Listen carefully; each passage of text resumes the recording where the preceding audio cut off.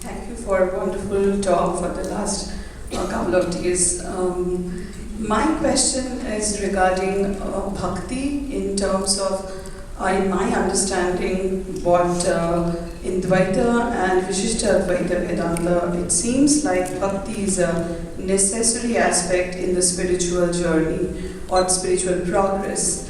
But in Advaita Vedanta, bhakti is a very important one, but may not be necessary to at least start the journey in the spiritual path. So in that case, in that context, how can we understand Sri Ramakrishna's claim or saying that bhava and bakulata, that's like the intense desire and the spiritual attitude for God, are very necessary in the path. So how do you explain that? Thank you. I'll go back to the statement you made just before the question. At the beginning, I understand that in the beginning of Advaita Vedanta, bhakti may not be necessary. I don't know what you meant by that, but it's exactly the opposite. In the beginning of Advaita Vedanta, bhakti is necessary. And at the end also, there is bhakti not as a practice, but as a result, as a manifestation. Yesterday, Revered Swami Tattva was quoting from Shankara Bhashya, in the Bhagavad Gita, 6th chapter, where Shankaracharya says that Vivikta Desha Sevitva Marati Janasansadi. In that bhakti is mentioned, and Shankaracharya says the highest bhakti and highest jnana are one and the same. A very interesting insight. So the result of jnana will be manifested as bhakti. But at the beginning of the path of jnana, bhakti is necessary. So there's something that I did not mention here. What is in all of this which we did, there doesn't seem to be any space for meditation, any space for devotion, any space for action. What about all of the stuff that we discuss in religion generally? So this Q&A I will use for bringing us, grounding us. So, bhakti. What is the use of bhakti on this path? This is exactly what we talked about. In this path, what is the use of bhakti? Notice, we may come to an understanding of this truth, what we just spoke about. Hopefully we have got some understanding of it. Generally it is too much to expect understanding of this, but in this audience, where so many of us, we have already been in Vedanta for many years, we know more or less, we are familiar with all this. So an understanding is not very difficult. Swami Vivekananda says that this is the direct path. He says there that this path consists chiefly in the control of the senses. It's a counterintuitive statement. When you say the path of Advaita, path of Jnana, what does it consist in? If you had asked us, we would say, oh, it consists in reading lots of books, listening to YouTube lectures. Or more seriously, it consists in Shravana, Manana, Nididhyasana, in study, in reflection, in meditation. But Vivekananda says this path consists chiefly in the control of the senses. After Shravana, Manana, Nididhyasana, whatever you do, a clarity will come. That's the first result which will come. But then, to live that life, that clarity will have to be manifested in life. So Vivekananda says, my mission in life, when we put in a few words, it is to teach unto humanity to teach unto to humanity their inner divinity, and how to make it manifest in every movement of life. That how to make it manifest in every movement of life, that is crucial. Without that, it's not full-blown realization or enlightenment. And there we run into problems. There it means what I have understood. If I claim I have understood all this, I am aware of this, then I should live accordingly. When I try to live accordingly, you will find a huge pushback from the world, from the body, and from the mind. That pushback has to be overcome. That struggle, there, control of the senses. Very interesting, Vivekananda says this path of jnana is chiefly the control of the senses. And Sri Krishna, in the Sthita Pragya Lakshana in Bhagavad Gita, again and again he comes back to control of the senses. Now here is where Advaita will take help from the other acharyas. Call in a consultant, it's not working. So a specialist, Ramanuja is called in. Ramanuja says, the path of knowledge, Bhagavad Gita commentary, Ramanuja says, path of knowledge will not work without control of the senses. And control of the senses is not possible without enlightenment. Until you are enlightened, you realize you cannot fully master or transcend the senses. And until you transcend the senses, you cannot become enlightened. And so this is a vicious circle. How do you get out of this vicious circle? Then Ramanuja says, bhakti is the answer. What happens is when you introduce bhakti, you put something which is in front of the senses, which is acceptable to the mind, to the senses. What we want, spirituality is presented in that way. Something that is lovable, desirable, enjoyable, wonderful, fulfilling. Not pure consciousness, which is very difficult to understand what they are talking about. So something tangible before the senses, tangible before the mind. Then bhakti comes in. And remember, this is bhakti in the path of Advaita. This is not pure bhakti what Ramanuja or Madhava are talking about. In the path of Advaita, at the beginning of Advaita, bhakti is very useful. One problem in the path of Advaita is the unresolved emotional conflicts in the mind, the desires, the vasanas in the mind. These, what my intellect understands one thing, my desires and tendencies, vasanas pull me in another direction. Then it becomes a contradiction between my spiritual knowledge and my lived life. And that makes me think Advaita is not working. It will work because we are not satisfying the footnotes, the limiting conditions are there. Conditions apply.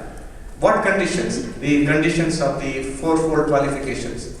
Revered Maharaj has the manuals on yoga, practical yoga. One of Revered Tyagananji Maharaj. One of the books is 4 basic practices.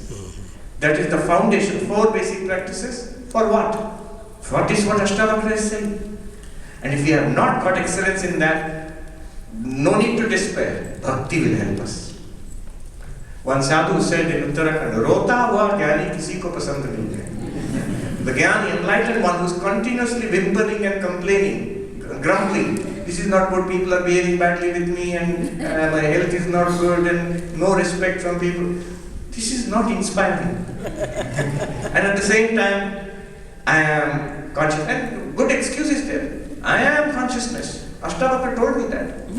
And this grumbling, then why are you grumbling? Why are you complaining? Oh, grumbling and complaining, that is at the level of the mind. I am the witness of the grumbling. That is not that. Kisi ko pasand nahi hai. This is rota hua gyani. Complaining gyani is not acceptable to, it's not very inspiring side. Swami Ranganathan used to tell us, do not grumble. If you are spiritual, you have lost the right to grumble and complain. So bhakti is very useful there, at the beginning of spiritual life, in the beginning of every path. Opposite may not be true. On the path of pure bhakti, this Vedantic inquiry usually it is not recommended. Don't go into that. But on the path of Vedantic inquiry, bhakti is strongly recommended. I remember one sadhu, he was arguing with a pandit, that the pandit was saying, Sakar such hai. With God, with form is the truth. Your formless, pure consciousness is. And the monk was arguing that non-dual consciousness is the truth. Finally, the Pandit accepted. And he said, Aap theek kehte, you are telling the truth. Nirakar hi sach hai. The formless is the truth. Pure consciousness is the truth. And the sadhu immediately replied, or Sakar tera chacha hai. And then what does that mean? The God with form, is that your... No, it's not translatable into English. Is that your uncle? It's a bit like Bob's your uncle. What it means is, again you are making a mistake.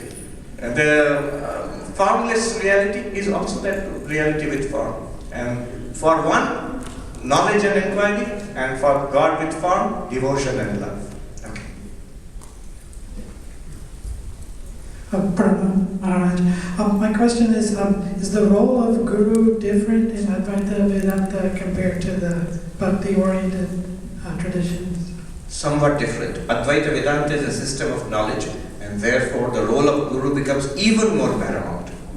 Often, to the Advaita, if you see the tradition among the monks, the Shankarite monks in the Himalayas and other places, the Guru almost seems to take the place of God. I remember Swami Bhuteshanji saying, Guru Brahma, Guru Vishnu, Guru Deva Maheshwara, Guru Reva Param Brahma Tasmai Shri Gurave Namah. He said it's not that Guru is Brahma, Vishnu, Maheshwara. It is God, Satchidananda Brahman, is appearing as your Guru, the human Guru. But it is true, in the path of Advaita Vedanta, Guru takes exceptional importance because it's a system of knowledge. Knowledge is transmitted from the teachers to the student. So it comes from the teacher. And the more devotion and respect and reverence we have for the Guru, it translates into devotion, respect and reverence for the knowledge. And if we have reverence for the knowledge, that knowledge takes root very quickly. They use a term in Hindi, "Theek theek baithta hai Mahatma ji." It settles down, right? It's digested. If we do not have, it's one more book, it's one more you talk, fine, then I have the information. But if I have tremendous regard, devotion and reverence for the Guru has said it, it is true. Childlike devotion there for the parents, for example, my father said it, my mother said it, it is true, it's a fact. We lose that Shraddha when we grow up. But it's a great power. We waste it in the world, we believe in advertisements. We believe in advertisements, not in the Guru. But that same power, if we, of Shraddha, if we have faith in the Guru said it, and then it quickly becomes effective. It awakens in the mind. It awakens in our lives. Same Ashtavakra, who's talking about highest Vedanta, at one point he says, suppose all of this you set aside. I don't understand all this. This is not working for me. Then he says, there is a way. The way is, he says, Shraddhasvatata Shraddhasva Matra Moham Purushvavo. He says, then just have Shraddha. I am telling you. Ashtavakra says, I am telling you, my child, believe in this. Do not be deluded in this point. Then also it will work. Sri Ramakrishna says in one place, actually criticizing this approach, he says to a householder devotee that Ami Brahmo eta Grihasther pokke bola bhalo noy.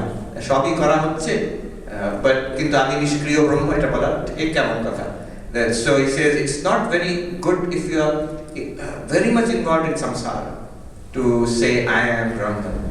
But then he adds, but he adds, Ami mukto e abhiman khub bhalo. And he says, I am free. This is what Ashtavakra is also saying. Just believe I am free, that also. Ashtavakra says in another place, the one who says I am free will be free. The one who says I am bound will be bound. This is this old saying. This is true. That the one who affirms my own freedom, I am free, will get freedom. The one who affirms bondage. Sri Ramakrishna says, Sheshala Podeja, Devalaya Papi, Sheshala Podeja. That rascal who keeps repeating, I am a sinner, becomes that, it falls. And he says, the one who says, I am free, that person will get freedom. The power of faith. And if it's connected to the teachings of the Guru, very quick results will come. Hari Om Swami. Yes. So, I've been watching you for many years and I have so many questions and like you are on my phone, you are on my Spotify playlist, I'm showing every single one here. But now I'm in front of you. And now, yes, now I have so many questions, I have to put that in like maybe one question. One question. For fairness of all these people here. And I've been watching YouTube, not for very long time, but since yesterday. And I've been watching your questions also. So I'm giving you a challenge. Can you precisely formulate that question? Absolutely. Absolutely. So my question is so I'm Gujarati and in Gujarati my parents are always say Ram kare karo and Krishna kem karo. That means do what Ram says and do what Ram is doing, but Krishna would do what Krishna is saying. And now we're going back to the Ram Krishna. How do we put it? Because like Ashtavakra, like one of the Ashtavakra phrase which near and dear to me is Nisango Nishkriyo Sitam So Prakasho Niranjana Ayameva Hite Bandha Samadhina. So all this like approach to liberation, enlightenment, Ramakrishna was. I think I get the point. Yeah. Don't worry, Yeah. there's some improvement in the question, little bit. All right. As far as Sri Ramakrishna is concerned, read Sri Ramakrishna, meditate on Sri Ramakrishna, repeat the name of Sri Ramakrishna in every way, 360-degree approach. Catch hold of Sri Ramakrishna with emotions, with the hands to serve, and with the intellect to study and understand the teachings, and then try to live those teachings. This is the way to absorb Sri Ramakrishna. And teachings like that, you desire samadhi, that is your only bondage. Ashtavakra says that. And you say, I see Sri Ramakrishna going into samadhi all the time. See, that teaching of Ashtavakra, these things must be handled with great care. You know whom Ashtavakra is saying that to? He's saying that to the person who has already got the capacity of plunging the mind into samadhi and wants to stay there. To that person he says, with eyes closed in samadhi, what you are seeing, with eyes open also you see the same thing. It's the same thing. You don't have to remain in samadhi. Whom is he saying it to? The same state which Sri Ramakrishna says to Narendranath, that you want to remain in Nirvikalpa Samadhi. I thought you were bigger than that. To that person. So one must be careful. He's not saying it to me. I can't sit in meditation for 5 minutes, let alone samadhi. And you desire samadhi, that is your bondage. No, that is your freedom that you desire samadhi. We desire samadhi, we desire deep bhakti, we desire self-knowledge, and we desire selflessness. And that is why Jnana Yoga, Bhakti Yoga, Raja Yoga, Karma Yoga, they are keys to our freedom. If you throw away the key, we will still remain trapped.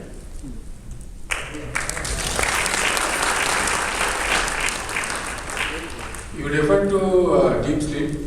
When Sushupti, Jivatma meets the Paramatma, gets merged with the Paramatma, and then comes back. I can understand the reason given is that body is there, prana is there, so there is no alternative. He has to come back to the same body and mind. However, when the same thing is applied to death, and then you say that Jivatma gets dissolved in Paramatma, and then he has to come back, he comes back in a new body and mind. However, he carries the karma with him in the next birth. Here I have a confusion. Confusion is when the Chandaka, for example, the Madhu example, honey example, or the river example says that when it gets merged, it loses its identity and it takes the identity of the whole. So it cannot be separated. Now, when Jivatma merges into Paramatma, how can this karma maintain its identity? Yes. This is where I am not understanding. All right. When we say Paramatma, one interesting point I will hold up before you. When we say Paramatma and Jivatma, they are not two different things. The word, Sanskrit word Paramatma, it seems to imply supreme soul, that's how we translate it. The beyond, the transcendent self, Paramatma, as if it is something different from the Atma. But no, the real meaning of Paramatma is the real nature of the Atma. Paramatma, Jivatma and Paramatma relationship is, the Paramatma is the real nature of the Jivatma. Under conditions of ignorance, I see myself as a Jivatma. Under enlightenment, I will see myself as Paramatma. It is one and the same thing. Second, after death, the Jivatma does not merge in Paramatma in that sense. This whole, the Madhu example, the examples which you spoke about, that kind of merging is a poetic way of talking about knowledge. The illusion of my separation from Paramatma is dissolved when I realize my real nature, what Ashtavakra was talking about. This is the dissolution into Paramatma. Even the language of merging can be misleading. Shankaracharya also uses many other, it's a way of speaking. A drop falls into the ocean and becomes one with the ocean. Ashtavakra will say you are always one with the ocean. The idea that I am a drop, it disappears when I realize I am water. If I am water, then all drops I am, all waves I am, the ocean I am. This merging is accomplished by knowledge, not by death. So at death what happens is ignorance remains. The idea of being an individual remains. And having individual karma, the baggage also remains. It remains credited to me. And just what will happen is, your baggage will be transferred to your flight to reach your destination. So, when you reach the next birth, you will find the same baggage as now. You just have to pick it up from the baggage room and then walk into your life. Because the individuality has been retained. So there is no real merger as such. The reality is that you are one with Paramatma. The distinction caused by ignorance. Ashtavakra said, Brahma samsara that Brahma, that error, it continues until knowledge comes. It's not erased by death. Yes.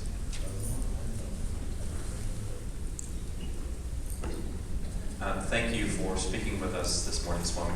And then thank you for listening to my question now.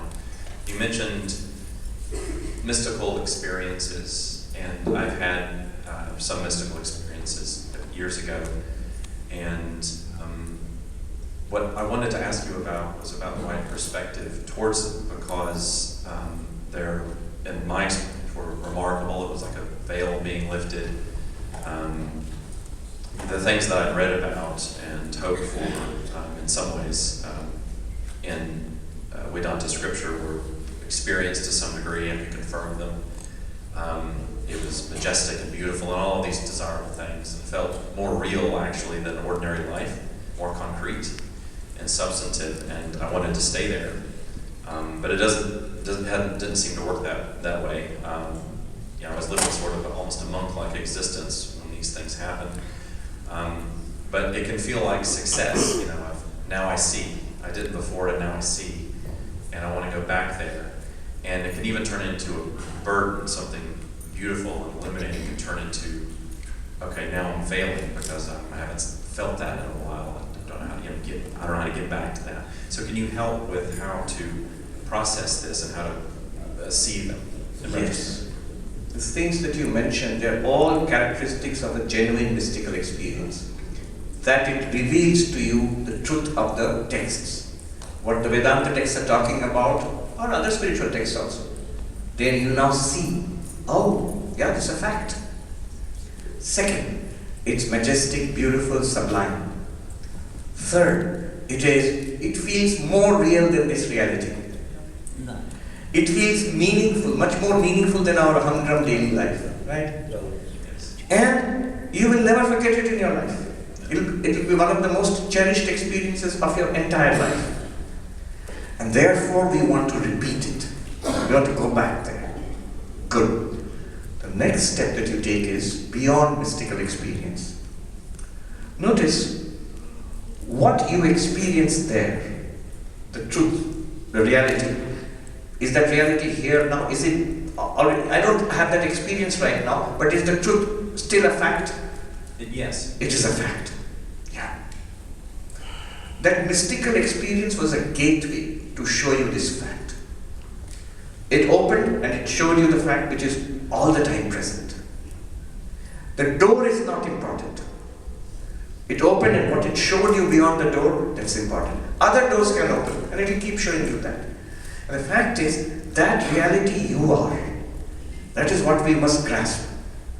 The mystical experience is just like a mirror. It showed me my face. Right now the mirror has been removed. I don't see my face anymore. But now I know I am that.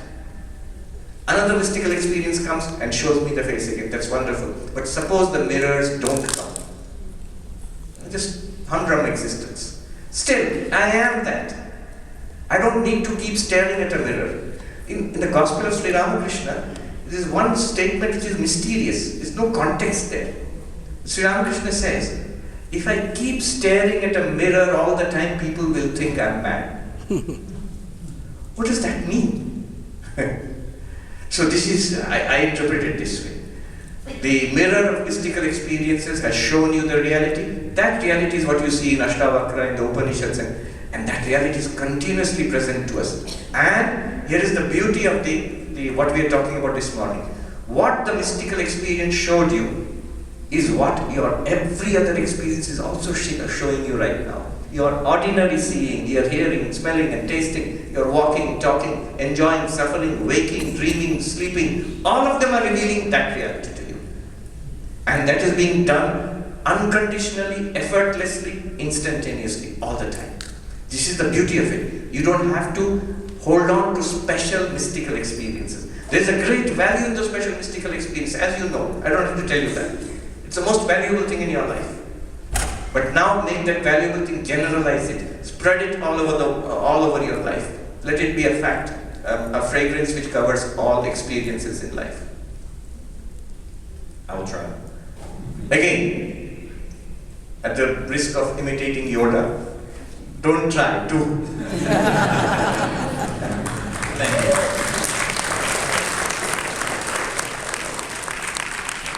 There is a great value in these mystical experiences. Without naming names, recently, one sign of a real mystical experience is life transforming.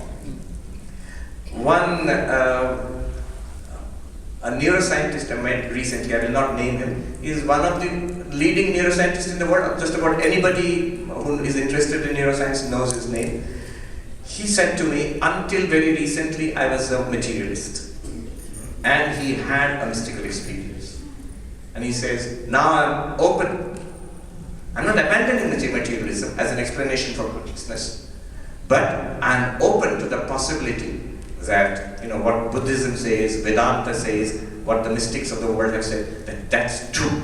And that seems to be, he said, to me it seems to be more and more likely that that's true, not the materialistic explanation of consciousness. And this is, at least in my view and the view of many people in the world, the leading neuroscientist who is the biggest neuroscientific consciousness study researcher in the world today, saying this.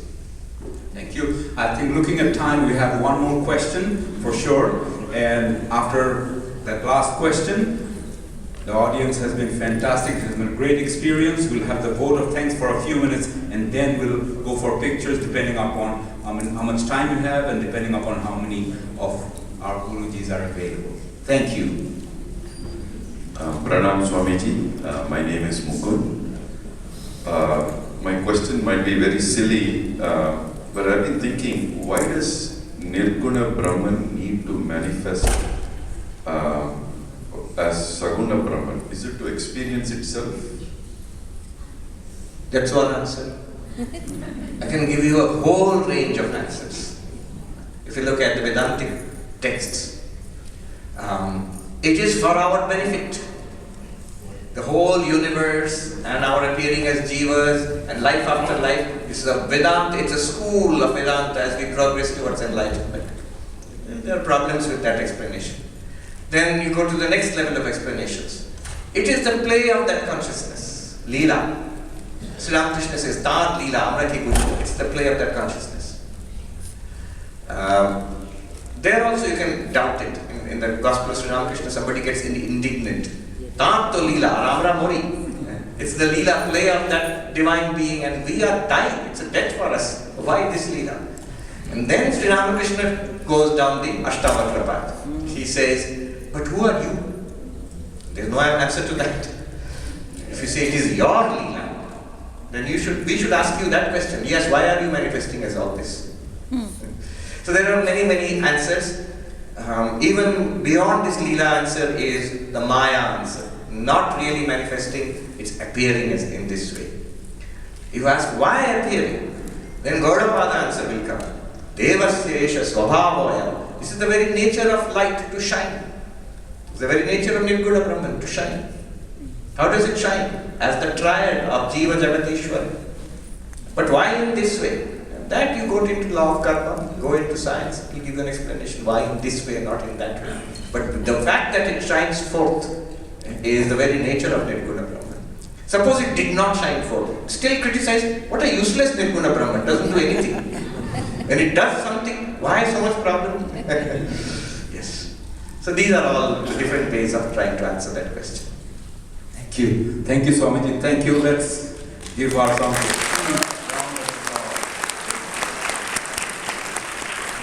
We will now have the vote of thanks. All the folks who are talking about vote of thanks, please come on to the